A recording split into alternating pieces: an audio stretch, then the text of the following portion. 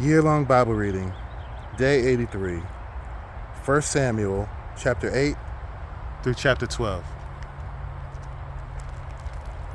Chapter 8. When Samuel became old, he made his sons judges over Israel. The name of his firstborn son was Joel, and the name of his second, Abijah. They were judges in Beersheba, yet his sons did not walk in his ways, but turned aside after gain. They took bribes and perverted justice. Then all the elders of Israel gathered together and came to Samuel at Ramah and said to him, "Behold, you are old, and your sons do not walk in your ways. Now appoint for us a king or judge us like all the nations." Let me say it again. Now appoint for us a king to judge us like all the nations. But the thing displeased Samuel when they said, "Give us a king to judge us." And Samuel prayed to the Lord, and the Lord said to Samuel, "Obey the voice of the people in all that they say to you, for they have not rejected you, but they have rejected me from being king over them, according to all the deeds that they have done. For the day I brought them up out of Egypt, and even to this day, forsaking me and serving other gods, so they are also doing to you. Now then, obey their voice. Only you shall solemnly warn them and show them the ways of the king who reigns over them."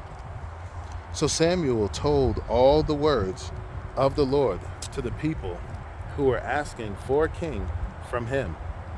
He said, "These will be the ways of the king who will reign over you. He will take your sons and appoint them to his chariots and to his horsemen, and to run before his chariots.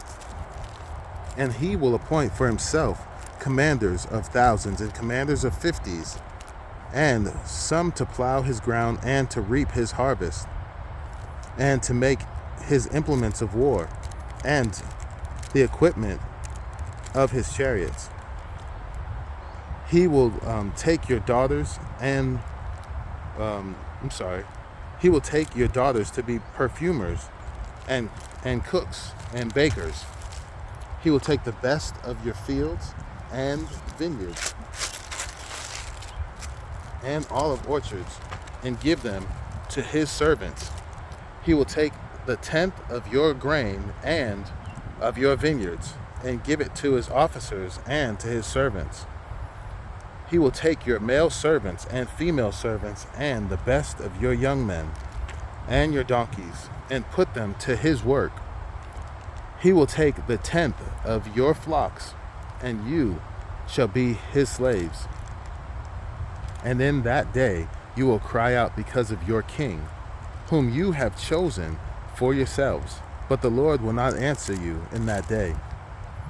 But the people refused to obey the voice of Samuel, and they said, "No, but there shall be a king over us, that we also may be like all the nations, and that our king may judge us and go out before us and fight our battles." And when Samuel had heard all the words of the people, he repeated them in the ears of the Lord. And the Lord said to Samuel, "Obey their voice and make them a king." Samuel said to the men of Israel, "Go every man to his city." Chapter 9. There was a man of Benjamin whose name was Kish, the son of Abiel, son of Zeran, son of Bechorath, son of Ephiah, a Benjaminite, a man of wealth. And he had a son whose name was Saul, a handsome young man. There was not a man among the people of Israel more handsome than he, for from his shoulders upward he was taller than any of the people. Now the donkeys of Kish, Saul's father, were lost. So Kish said to Saul his son, "Take one of the young men with you and arise. Go and look for the donkeys." And he passed through the hill country of Ephraim and passed through the land of Shalisha, but they did not find them. And they passed through the land of Shalem, but they were not there. Then they passed through the land of Benjamin, but did not find them. When they came to the land of Zuph, Saul said to his servant who was with him, "Come, let us go back, lest my father cease to care about the donkeys and become anxious about us." But he said to him, "Behold, there is a man of God in this city, and he is a man who is held in honor. All that he says comes true. So now let us go there.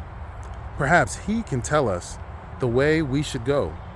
Then Saul said to his servant, "But if we go, what can we bring the man? For the bread in our sacks is gone, and there is no present to bring to the man of God. What do we have?" The servant answered Saul again, "Here, I have with me a quarter of a shekel of silver, and I will give it to the man of God to tell us our way. Formerly in Israel, when a man went to inquire of God, he said, 'Come, let us go to the seer,' for today's prophet was formerly called a seer." And Saul said to his servant, "Well said, come, let us go." So they went to the city where the man of God was, and they went up the hill to the city. They met young women coming out to draw water, and they said to them, "Is the seer here?" They answered, "He is. Behold, he is just ahead of you. Hurry. He has come just now to the city, because the people have a sacrifice today on the high place. As soon as you enter the city, you will find him, before he goes up to the high place to eat. For the people will not eat till he comes, since he must bless the sacrifice. Afterward, those who are invited will eat. Go up, for you will meet him immediately." So they went up to the city. As they were entering the city, they saw Samuel coming out toward them on his way up to the high place. Now the day before Saul came, the Lord had revealed to Samuel, "Tomorrow, about this time, I will send to you a man from the land of Benjamin, and you shall anoint him to be prince over my people Israel. He shall have my people from the hand. He shall save my people from the hand of the Philistines. For I have seen my people, because their cry has come to me." When Samuel saw Saul, the Lord told him, "Here is the man of whom I spoke to you. He it is who shall restrain my people." Then Saul approached Samuel in the gate and said, "Tell me, where is the house of the seer?" Samuel answered Saul, "I am the seer.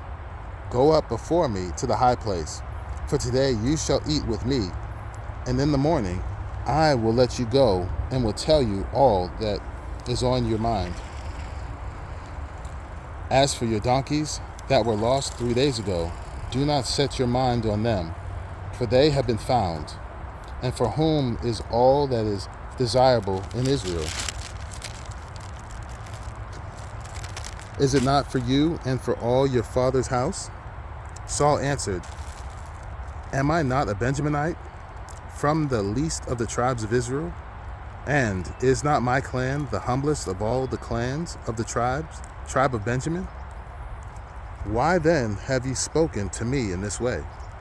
Then Samuel took Saul and his young men and brought them into the hall and gave them a place at the head of those at the head of those who have been invited, who were about 30 persons. And Samuel said to the cook, "Bring the portions I gave you, of which I said to you, put it aside." So the cook took up the leg and what was on it, and set them before Saul. And Samuel said, "See, what was kept is set before you.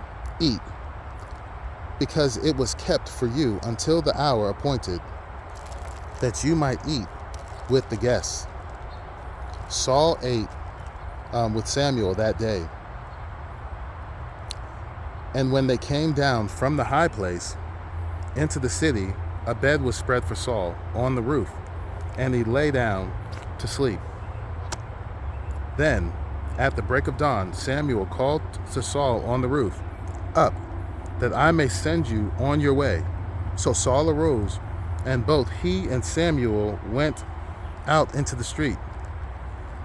As they were going down to the outskirts of the city, Samuel said to Saul, "Tell the servant to pass on before us, and when he has passed on, stop here yourself for a while, that I may make known to you the word of God." Chapter 10. Then Samuel took a flask of oil and poured it on his head and kissed him and said, "Has not the Lord anointed you to be prince over his people Israel? And you shall reign over the people of the Lord, and you will save them from the hand of their surrounding enemies. And this shall be the sign to you, that the Lord has anointed you to be prince over his heritage.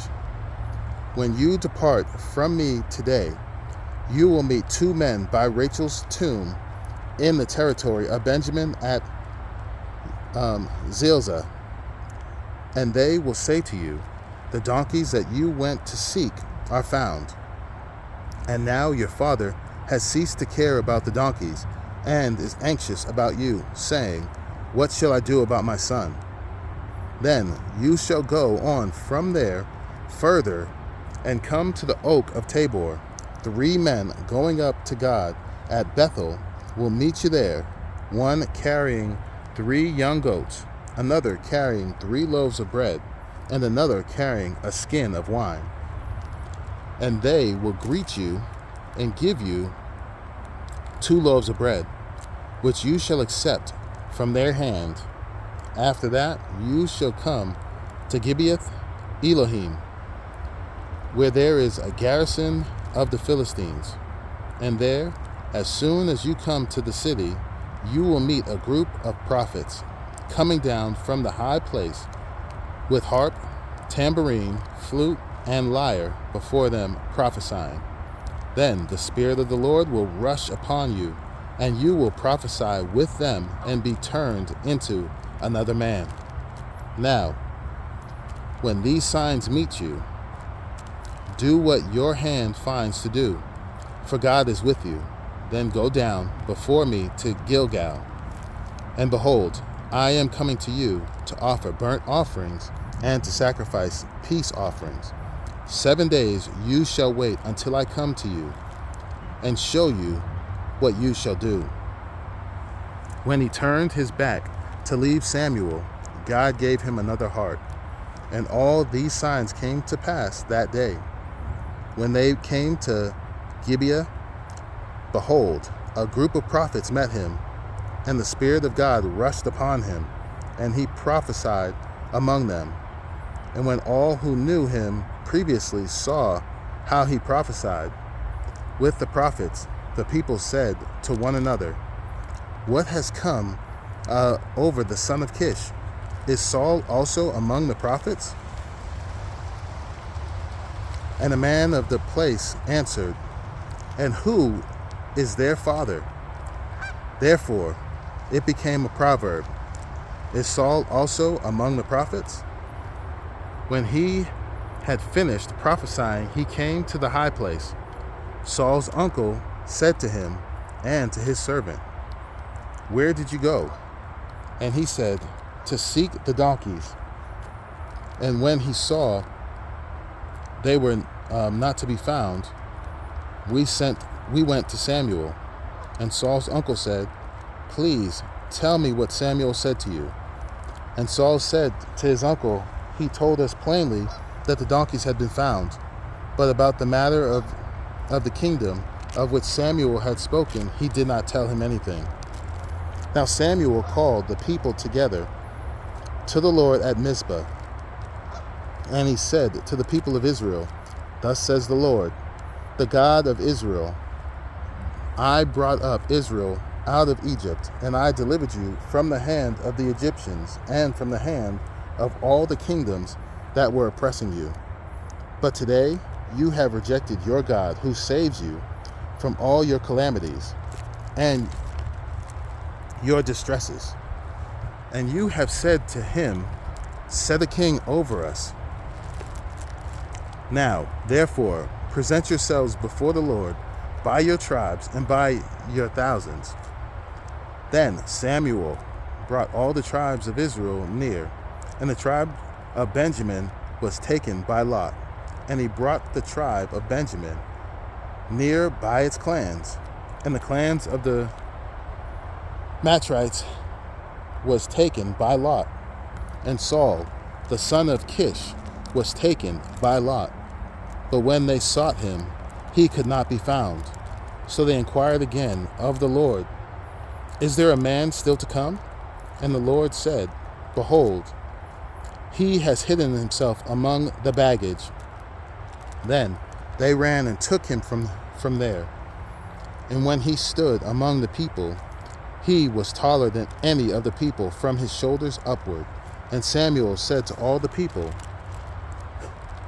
"Do you see him whom the Lord has chosen? There is none like him among all the people." And all the people shouted, "Long live the king." Then Samuel told the people the rights and duties of the kingship, and he wrote them in a book and laid it up before the Lord. Then Samuel sent all the people away, each one to his home. Saul also went to his home at Gibeah, and with him went men of valor, whose hearts God had touched.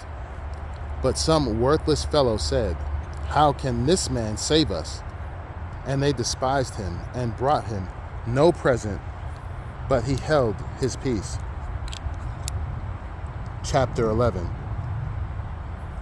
Then Nahash the Ammonite went up and besieged Jabesh Gilead. And all the men of Jabesh said to Nahash, "Make a treaty with us, and we will serve you." But Nahash the Ammonite said to them, "On this condition I will make a treaty with you, that I gouge out all your right eyes, and thus bring disgrace on all Israel." The elders of Jabesh said to him, "Give us 7 days respite, that we may send messengers through all the territory of Israel. Then, if there is no one to save us, we will give ourselves up to you." When the messengers came to Gibeah of Saul, they reported the matter in the ears of the people, and all the people wept aloud. Now, behold, Saul was coming from the field behind the oxen. And Saul said, "What is wrong with the people, that they are weeping?" So they told him the news of the men of Jabesh. And the Spirit of God rushed upon Saul, and he heard these words, and his anger was greatly kindled. He took a yoke of oxen and cut them in pieces and sent them throughout all the territory of Israel by the hand of messengers, saying, "Whoever does not come out after Saul and Samuel, so shall it be done to his oxen." And then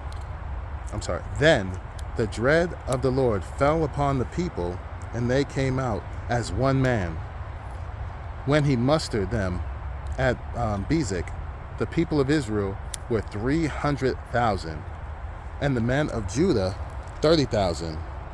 And they said to the messengers who had come, Thus shall you say to the man of Jabesh Gilead, Tomorrow, by the time the sun is hot, you shall have deliverance. When the messengers came and told the men of Jabesh, they were glad. Therefore the men of Jabesh said, Tomorrow we will give ourselves up to you, and you may do to us whatever seems good to you. And the next day Saul put the people in 3 companies, and they came into the midst of the camp in the morning, of the morning watch, and struck down the Ammonites until the heat of the day. And those who survived were scattered, so that no two of them were left together. Then the people said to Samuel, Who is it that said, Shall Saul reign over us? Bring the men, that we may put them to death. But Saul said, Not a man shall be put to death this day, for today the Lord has worked salvation in Israel. Then Samuel said to the people, Come, let us go to Gilgal, and there renew the kingdom. So all the people went to Gilgal, and there they made Saul king before the Lord in Gilgal. There they sacrificed peace offerings before the Lord, and there Saul and all the men of Israel rejoiced greatly. Chapter 12. And Samuel said to all Israel, Behold, I have obeyed your voice in all that you have said to me, and have made a king over you. And now, behold, the king walks before you, and I am old and gray, and behold, my sons are with you. I have walked before you from my youth until this day. Here I am, testify against me before the Lord, and before his anointed. Whose ox have I taken? Or whose donkey have I taken? Or whom have I defrauded? Whom have I oppressed? Or from whose hand have I taken a bribe to blind my eyes with it? Testify against me, and I will restore it to you. They said, You have not defrauded us or oppressed us or taken anything from any man's hand. And he said to them, The Lord is witness against you, and his anointed is witness this day, that you have not found anything in my hand. And they said, He is witness. And Samuel said to the people, The Lord is witness, who appointed Moses and Aaron and brought your fathers up out of the land of Egypt. Now, therefore, stand still, that I may plead with you before the Lord concerning all the righteous deeds of the Lord that he performed for you and for your fathers, when Jacob went into Egypt and the Egyptians oppressed them. Then your fathers cried out to the Lord, and the Lord sent Moses and Aaron, who brought your fathers out of Egypt and made them dwell in this place. But they forgot the Lord their God, and he sold them into the hand of Sisera, commander of the army of Hazor, and into the hand of the Philistines, and into the hand of the king of Moab. And they fought against them. And they cried out to the Lord and said, We have sinned because we have forsaken the Lord and have served the Baals and the Ashtaroth. But now deliver us out of the hand of our enemies, that we may serve you. And the Lord sent Jerubbaal and Barak and Jephthah and Samuel, and delivered you out of the hand of your enemies on every side. And you lived in safety. And when you saw that Nahash, the king of the Ammonites, came against you, you said to me, No, but a king shall reign over us, when the Lord your God was your king.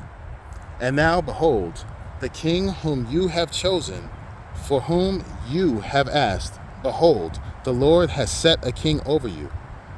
If you will fear the Lord and serve him and obey his voice and not rebel against the commandment of the Lord, and if both you and the king who reigns over you will follow the Lord your God, it will be well. But if you will not obey the voice of the Lord, but rebel against the commandment of the Lord, then the hand of the Lord will be against you and your king. Now, therefore, stand still and see this great thing that the Lord will do before your eyes. Is it not wheat harvest today? I will call upon the Lord, that he may send thunder and rain, and you shall know and see that your wickedness is great, which you have done in the sight of the Lord, in asking for yourselves a king. So Samuel called upon the Lord, and the Lord sent thunder and rain that day. And all the people greatly feared the Lord and Samuel. And all the people said to Samuel, pray for your servants to the Lord your God, that we may not die. For we have added to all our sins this evil, to ask for ourselves a king. And Samuel said to the people, do not be afraid. You have done all this evil, yet do not turn aside from following the Lord, but serve the Lord with all your heart. And do not turn aside after empty things that cannot profit or deliver, for they are empty. For the Lord will not forsake his people for his great name's sake, because it has pleased the Lord to make you a people for himself.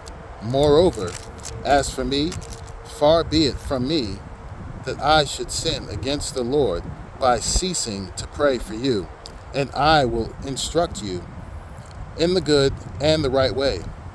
Only fear the Lord and serve him faithfully with all your heart, for consider what great things he has done for you. But if you still do wickedly, you shall be swept away, both you and your king.